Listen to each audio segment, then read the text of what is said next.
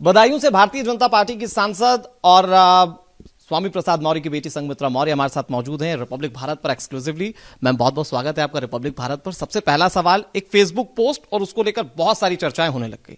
आप मुझे बताइए मैम, वो फेसबुक पोस्ट का दरअसल मायना क्या था? वो संस्कार के आगे जो आपने एक्सक्लेमेशन लगाया था उसके मायने क्या थे? आजकल और खास करके मैं कहूंगी कोरोना का जब से दौर शुरू हुआ, उस दौर से बहुत से हमारे भाई बंधु घर पर बैठ करके बिना मतलब के सोशल मीडिया पर अपनी भड़ास निकालते हैं, या यूं कह लें कि बिना किसी के सलाह मांगे वो सलाह देते हैं। तो उन सलाहकार और भड़ास निकालने वाले भाइयों से हमारा सवाल था कि क्या बहन और बेटियों की भी जाति और धर्म होता है? क्या हम आज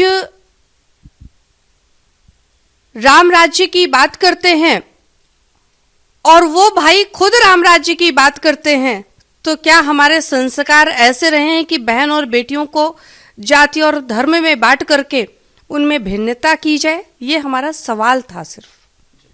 तो ये सवाल था। कुछ लोग कयास ये लगा रहे थे कि भारतीय जनता पार्टी से किसी तरह की कोई नाराजगी है और कहीं ऐसा ना हो जाए कि संघमित्रा मौर्य जो हैं वो चली जाए समाजवादी पार्टी के साथ। ये कई लोग कयास लगा रहे थे या ये कई लोग लिख रहे थे।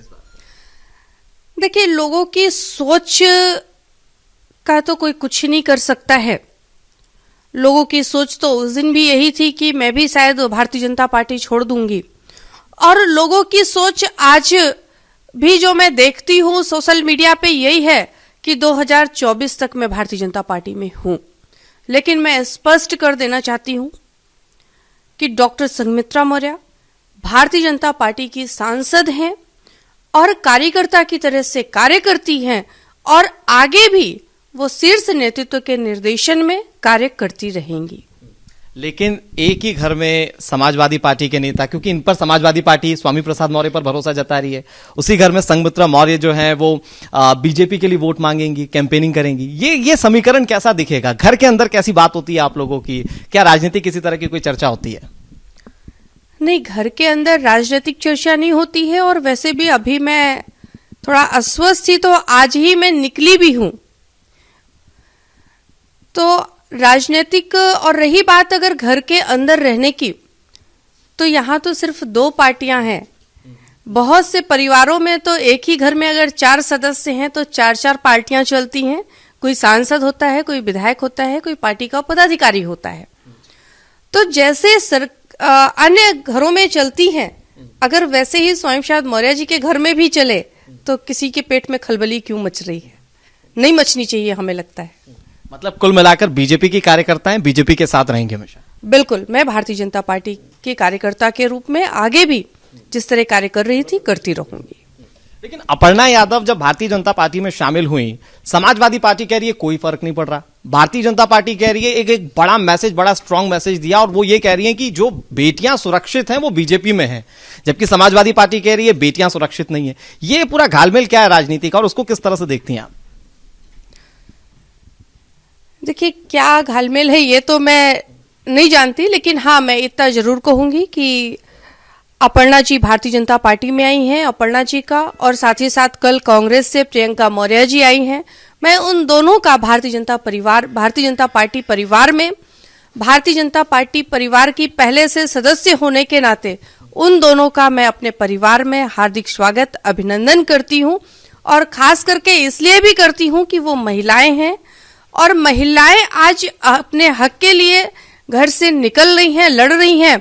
अगर उन्हें लग रहा है हम यहाँ पर हमें हमारा हक नहीं मिल रहा है, वो दूसरी जगह जा रही हैं अपने हक और अधिकार के लिए। तो इसलिए भी मैं खास करके उनका स्वागत, अभिनंदन करती हूँ कि महिलाएं आज अपने हक अधिकार के लिए लड़ने घर से और बाहर भी निकल रही हैं, पार्टियों में भी अपनी जगह बनाने का प्रयास कर रही हैं। तो निश्चित तौर पर आने वाला समय जिस तरह से आदरणीय प्रधानमंत्री नरेंद्र मोदी जी के नेतृत्व में महिलाओं को उनका हक अधिकार मिल रहा है, वो और मजबूती के साथ हम सबको हमारा हक और अधिकार मिलेगा। हक अधिकार तो मैम आपने कहा, लेकिन लड़ाई इस बात पर शुरू हो गई कि बेटियां सुरक्षित कहां हैं। बेटियां क्या वहां सुरक्षित है जहां संघमित्रा मौर्य है, अपर्णा यादव है, या फिर जो कांग्रेस पार्टी से शामिल हुई वहां, या फिर जहां स्वामी प्रसाद मौर्य है वहां बेटियां सुरक्षित हैं? लड़ाई तो इस बात की है। देखिए, अगर हम सही मायने में कहें, एक स्पष्ट बात बोले,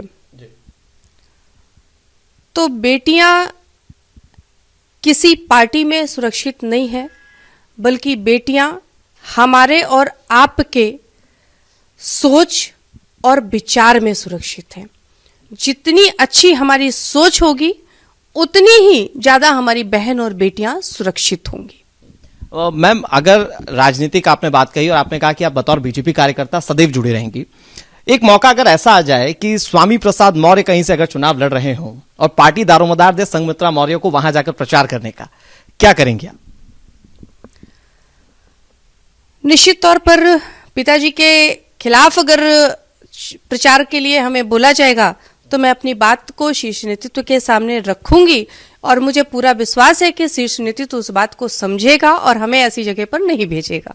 लेकिन अगर आप चुनाव लड़ रही हैं बीजेपी से, और जैसा कि हमने देखा अपर्णा यादव पैर छूकर मुलायम सिंह यादव का आशीर्वाद ले रही हैं, आप आशीर्वाद लेंगी तो आपको लगता है विजयी भव का आशीर्वाद ही मिलेगा आपको स्वामी प्रसाद मौर्य से? बिल्कुल मिलेगा, और हमने अपना निर्णय यदि लिया है कि मैं भाजपा में थी, भाजपा में ही रहूंगी, तो इसमें भी उनका हमें सपोर्ट है कि ठीक है, तुम स्वतंत्र हो, तुम्हारा जो निर्णय होगा वो सर्वोपरि है, तो उसमें उनका आशीर्वाद है, और एक पिता का बेटी के साथ आशीर्वाद हमेशा रहता है और रहेगा। एक बात और मैं आपसे जानना चाहता हूं। आज प्रियंका गांधी ने जब उनसे सवाल पूछा गया तो उन्होंने बातों बातों में कह दिया कि चेहरा तो मैं हूं कांग्रेस की ओर से, तो आपको लगता है वो कांग्रेस की ओर से एक मुफीद चेहरा है, अपने आप को वो प्रोजेक्ट कर चुकी हैं बतौर मुख्यमंत्री, और अगर ऐसा है तो कैसे देख रही हैं आप, और बीजेपी के कार्यकर्ता के तौर पर आप कैसे देखेंगे उसे? देखिए, कांग्रेस पूरी तरह से समाप्त हो चुकी है, और प्रियंका जी यदि खुद चेहरा बनकर के लोगों के बीच में आ रही हैं और कह रही हैं मैं मुख्यमंत्री हूं, तो कल हमारी एक बहन जो उनकी पोस्टर गर्ल थी, प्रियंका मौर्य, वो खुद भाजपा में आकर के उसने पोल पट्टी खोल दी है कि किस तरह से वहां पर बहन बेटियों का सम्मान होता है। तो निश्चित तौर पर एक बेटी हूं, लड़ सकती हूं नारा देकर के, और बेटी होने के नाते अपने आप को मुख्यमंत्री का चेहरा बना करके, हमें लगता है कहीं और की तो नहीं, लेकिन उत्तर प्रदेश की जनता को बेवकूफ नहीं बना सकती है। अच्छा, मैं बहुत जल्दी से, इस वक्त आप समाजवादी पार्टी को पूरे चुनाव में कहां देखती हैं और भारतीय जनता पार्टी की क्या स्थिति देखती हैं? कितनी सीटें उत्तर प्रदेश में बीजेपी निकाल सकती है? कि भारतीय जनता पार्टी पूर्ण बहुमत से सरकार बनाएगी। 10 मार्च को जनता अपना परिणाम घोषित करवाएगी, और हमें लगता है कितनी सीट पे होगा ये हम या कोई और नहीं, ये जनता बताती है अपने वोट के माध्यम से। तो उसकी निर्णायक जनता है, और 10 मार्च को निर्णय आएगा कौन कितनी सीटों पर और कैसे सरकार बना रहा है। एक और सवाल आखिरी में आपसे जानता हूं, रोल भारतीय जनता पार्टी में आपका क्या रहेगा? कुछ तो बात हुई होगी आला कमान से आपकी, अभी तक जो चर्चा हुई है वो इस दिशा में, और जब स्वामी प्रसाद मौर्य समाजवादी पार्टी में शामिल हुए थे तो क्या किसी तरह का कोई संपर्क आपसे किया गया था पार्टी की ओर से?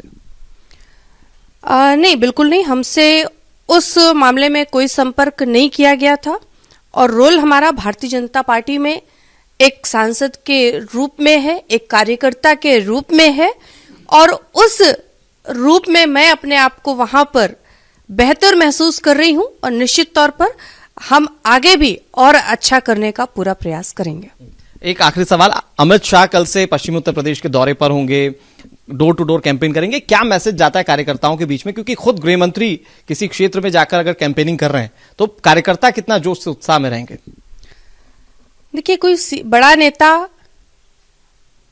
अगर किसी के घर पर पहुंचता है तो निश्चित तौर पर उसका हौसला अफजाई होता है। बीच में राजनीति की दृष्टि, राजनीति लोग इस तरह से करने लग गए थे कि नेता बनने के बाद लोगों के बीच में जाना पसंद नहीं करते थे। मैं खुद अपने क्षेत्र में ऐसे बहुत से लोगों के घर गई, ऐसे बहुत से गांवों में गई जहां पर आज तक लोग बताते हैं आजादी के बाद कोई नेता आया ही नहीं है।